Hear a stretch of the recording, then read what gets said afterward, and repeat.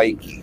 देखिए तोशा खाना मैं इसे केस 3 कहूँगा। पहली बात तो एक केस की कभी भी इतनी डिविजन्स नहीं होती, मगर ये एक बड़ा यूनिक केस है कि तोशा खाना को बार बार प्रोसिक्यूट किया जा रहा है। हालांकि अगर ये ट्रांजैक्शन है तो ये एक ही ट्रांजैक्शन होती। इसको पहले एक केस में इसमें प्रोसिक्यूट किया गया, फिर दूसरे केस में प्रोसिक्यूट किया गया और अब तीसरे केस में प्रोसिक्यूट किया जा रहा है। और ये केस जब हाई कोर्ट में चैलेंज हम करते हैं तो इस्लामाबाद हाई कोर्ट उस केस में हमें सुनवाई या हियरिंग की कोई तारीख ही मुकर्रर नहीं कर रहा। आज दोबारा तोशा खाना, जिसे हम बुल्गेरिस एक्ट की प्रोसिक्यूशन कहते हैं, जिसमें मियाँ बीवी द यूजुअल सस्पेक्ट्स वो दोबारा इसमें मुलजिम हैं। आज शाहरुख अर्जुमंद साहब ने जब इसकी कार्रवाई शुरू की तो आज एक दफ़ा फिर सिर्फ और सिर्फ एक मुझे वाहिद अंदर एंट्री की इजाज़त मिली। ना हमें एसोसिएट्स के साथ अंदर जाने की इजाज़त मिलती है, ना हमें फाइलें अंदर ले जाने की इजाज़त मिलती है, ना अंदर फैमिली को जाने की इजाज़त है, ना मीडिया को अंदर जाने की इजाज़त है। तो ये इससे पहले भी साइफर के केस में, साइफर के ट्रायल में Islamabad high court mister justice Mian Gul Hasan Aurangzeb साहब ने बड़ा एक तफसीली और जामे एक जजमेंट दे रखी है, जिसमें उन्होंने ओपन ट्रायल और ओपन कोर्ट को डिफाइन किया है कि ओपन ट्रायल और ओपन कोर्ट क्या है। तो कोर्ट के आगे बहुत ज़्यादा गाइडेंस मौजूद है कि ओपन ट्रायल क्या है। वो सिर्फ एक वकील की एंट्री या किसी एक बहन की एंट्री या किसी एक फर्द वाहिद, किसी एक मीडिया वाले को एंट्री देना ओपन ट्रायल नहीं गर्दाना जाएगा। तो आज अदालत ने हमारे साथ इस बात पर इत्तफाक किया कि हमने इससे पहले भी 2-3 दफ़ा कोर्ट के साथ कोऑपरेट किया, काम किया, एविडेंस रिकॉर्ड हुआ जो कि नहीं होना चाहिए था, but as a good gesture हमने कोर्ट को कि आप इसको ओपन कोर्ट यकीनी बनाएं। इसको इस तरह रिकॉर्ड किया हुआ एविडेंस बेमानी है और वो इस्लामाबाद हाई कोर्ट की दी हुई जजमेंट के मुनाफी है। तो आज कोर्ट ने बगैर किसी कार्रवाई के गवाहों को आज वापस लौटना पड़ा और आज कोर्ट ने बड़े सख्त अहकामात जेल सुपरिटेंडेंट के लिए दिए हैं। आज मैंने उनको यही कहा कि जो रुकावट पैदा की जा रही है इस ट्रायल में, वो ना कोर्ट की तरफ से है, ना किसी मुल्जिम के वकील की तरफ से है, ना सरकार की तरफ से है, वो रिस्पोंडेंट नंबर 1 की तरफ से। उन्होंने पूछा रिस्पोंडेंट नंबर 1 कौन है? मैंने कहा वो जेल सुपरिटेंडेंट है। जेल सुपरिटेंडेंट बाहर मौजूद वकला को क्यों रोक रहे हैं जो इस केस में जिनके वकालतनामे हैं? सलमान अकरम राजा साहब सीनियर काउंसिल हैं इस मुकदमे में, वो बाहर मौजूद है, उनको एंट्री क्यों नहीं दी जा रही? तो आज कोर्ट ने बिलाखिर 2:30 बजे इस बुनियाद पे कि सलमान अकरम राजा साहब को एंट्री नहीं मिल रही इस केस में, उन्होंने इस केस को एडजर्न किया है। बुशरा बीबी की फैमिली बाहर वेट कर रही है उनकी एंट्री के लिए। इमरान खान साहब की तीनों बहनों को इंश्योर किया जाए आइंदा हफ्ते सैटरडे कि वो इस कोर्ट में आएँ, और अगर ये ओपन ट्रायल नहीं होगा तो प्रोसीडिंग्स आगे नहीं चल सकेंगी, जैसे कि आज प्रोसीडिंग्स आगे नहीं चली। बाकी उनके पैगाम जो हैं वो सलमान राजा साहब आपको कन्वे करें। सलमान साहब, जिस तरह आज कोर्ट ने ज़ाहिर आपने आर्ग्यू किया तो उसके बाद ही खान साहब की एक बहन और एक वकील को इजाफी इजाज़त मिली है जी। अगर आइंदा भी यही तरीक़ाकार अडॉप्ट करती है अदालत तो आपका क्या फिर अगला स्टेप क्या होगा? देखिए ये बड़े अफसोस की बात है कि हम सुबह 10 बजे के अंदर गए।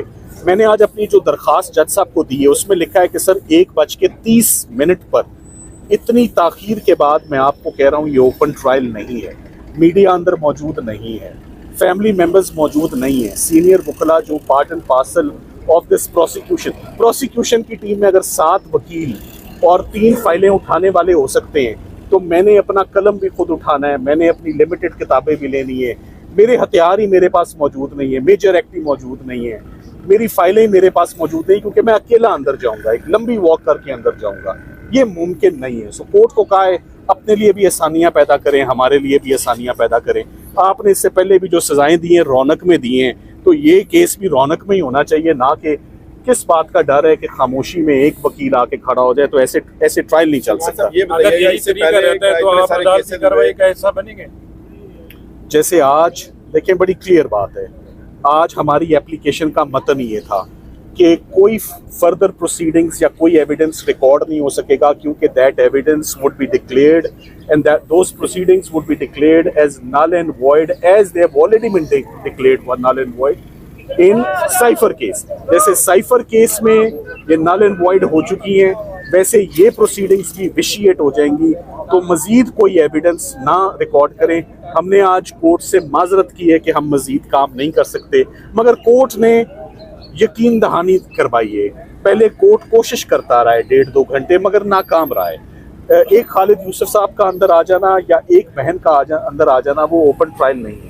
ओपन ट्रायल जैसे शाहरुख अर्जुमन साहब को अच्छी तरह मालूम है, जज साहब को, जैसे वो पहले करते आए वैसे ही उन्हें कहा उसको आपने रिज्यूम करना है, कंटिन्यू करना है विद द सेम प्रैक्टिस जो डिसकंटिन्यू हुई है। आप पूछे सवाल। बताइएगा कि इससे पहले इतने सारे केसेस चलते रहे और आप भी आते रहे, साइफर था, केस था, तोशा खाना था, सवाल ये पैदा होता है इससे पहले इतनी रिस्ट्रिक्शन नहीं थी, आप क्यों होंगी? और फिर दूसरा ये भी साफ बता दीजिएगा कि इससे पहले भी 12 दफ़ा अदालत की तरफ से कहा गया कि हम देखते हैं, और आपने 12 दफ़ा इससे पहले अदालत में ये एप्लीकेशन भी सबमिट करवाई कि हमारे वकला को अंदर नहीं जाने की इजाज़त दीजिए। आप क्या लग रहा है आपको कि क्या ऐसा नहीं होगा फिर? देखिए, ये सारा जो मैं इसको देखता हूँ, the way I look at it, Imran Khan साहब और बुशरा इमरान पे सख्तियाँ दिन ब दिन बढ़ाई जा रही हैं। आज भी उनका जो मेन एतराज़ था कि मुझे मेंटली इतना ज़्यादा टॉर्चर करने की कोशिश की जा रही है, ब्रेक करने के लिए, सिर्फ उनको टफ टाइम देने के लिए, किताबें ना देना, टीवी बंद कर देना, अखबार ना देना, बच्चों से बात ना करने देना, बीवी से ना मिलने देना, वकला से ना मिलने देना।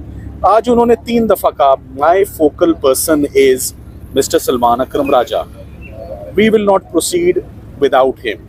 मेरा रोल है क्रिमिनल केसेस को ओवरसी करना, मुझे सलमान अकरम राजा साहब ओवरसी करते हैं। ओवरऑल तमाम केसेस की जिम्मेदारी कॉन्स्टिट्यूशनल क्रिमिनल, कोई एक मुकदमा तो नहीं है ना, बेशुमार मुकदमे। अब आज के तोशा खाना मुकदमे में एक ऐसी इंस्ट्रक्शन थी, ऐसी डिस्कशन थी जो मैं ज़रूरी समझता हूँ, मेरी सलमान अकरम राजा साहब से उसके साथ मशावरत होना ज़रूरी है।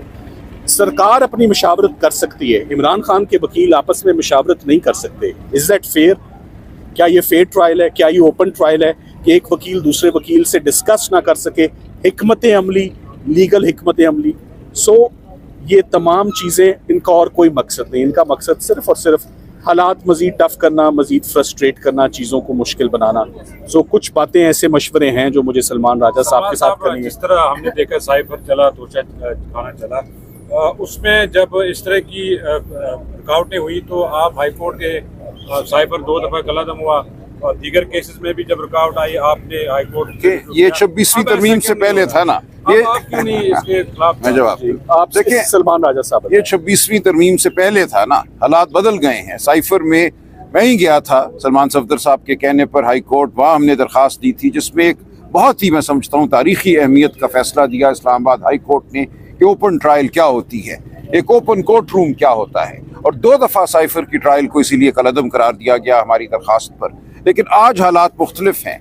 आज हाई कोर्ट के अपने फैसले पर अमल नहीं होता मुलाकात के हवाले से। आप जानते हैं 25 मार्च का फुल बेंच का फैसला है, उस पर एक दफ़ा भी अमल नहीं हुआ। 25 मार्च के बाद हम 10 से ज़्यादा तौहीन अदालत की दरखास्तें जमा करा चुके हैं, जा के हम मिल चुके हैं, रजिस्ट्रार से हम मिले हैं, लेकिन वो मुकदमा लगता नहीं है, हमारी तौहीन अदालत की दरखास्त सुनी नहीं जाती। तो हालात बदल गए हैं, इसमें कोई तामुल नहीं। 26 तरमीम के बाद अब 27वीं बताई जा रही है, नवंबर दिसंबर में पेश हो रही है, बड़ी सारी चीज़ें उसके अंदर मजीद जो है वो सख्तियाँ आ रही हैं, तो आप इसके बारे में क्या? देखिए, पूरा निज़ाम इस वक्त हथकड़ी लग चुका है पूरे निज़ाम को, और उसको मुनज़्ज़म ये करना चाहते हैं तो करें, लेकिन ये मामला ऐसे चला नहीं करता। तारीख इसकी गवाह है कि कोई कौम इस किस्म की आइन और कानून से मावरा जो दरिंदगी है उसको बहुत देर बर्दाश्त नहीं करती।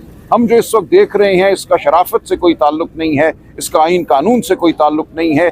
इसमें अगर मजीद सख्ती होगी तो कौम अपना जवाब इंशाअल्लाह देगी। Thank you.